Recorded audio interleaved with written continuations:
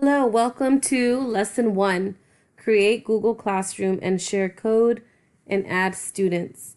So what you're going to do is, if you've never been to Google Classroom before, make sure you type in the website classroom.google.com. Once you enter classroom.google.com, you'll be prompted to this page here. Now, if yours looks a little bit different, that was my personal page. So if yours looks a little bit different than mine, it's because you probably don't have as many classrooms as me, or you've never created a class before. So if you get to this website and have never created a class before, what you're going to do is you're going to select that you're a teacher and make sure to pay attention to that part, because if you're a student, then you'll have different privileges. So you're going to want to again click on teacher. Mine won't show up because I've already gone through the process. You should see a similar page to mine, except you'll have 0 tiles here. What you'll do is you'll come up to the top right corner where it says create or join a class. And we're going to click on create class. Now, what you can do is have one class for, if you're an elementary teacher, for example, you can have one class for all your students and for all types of lessons, science, math, ELD, whatever else it is that you teach. However, I do recommend separating them. Sometimes it makes it easier, but that's up to you and up to your preference. So I like to have all of my blocked English classes in one class because it makes it easier for me to post resources. So then I call it 7th grade English. And I don't have to fill out this other part. It's totally optional. Press create, and it'll take a little bit to start creating that. And here we go. It automatically prompted me here. So what you're going to do is, to add students, you're going to want to go to the People tab. The People tab will show you which people are in the Google Classroom. Here you can see that there's only one teacher, but I do have the option to add another. So if I wanted to add another teacher, I could type their name and it would auto-populate. For example,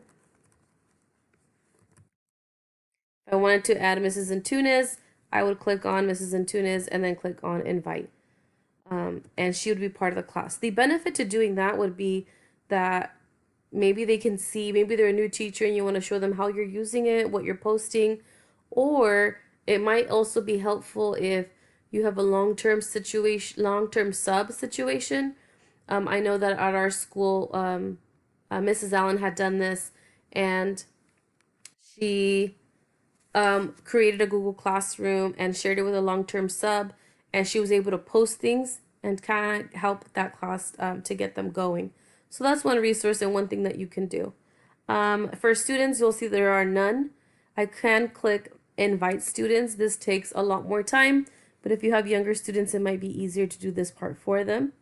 And you would just type in the name of a student from the district and it will auto-populate.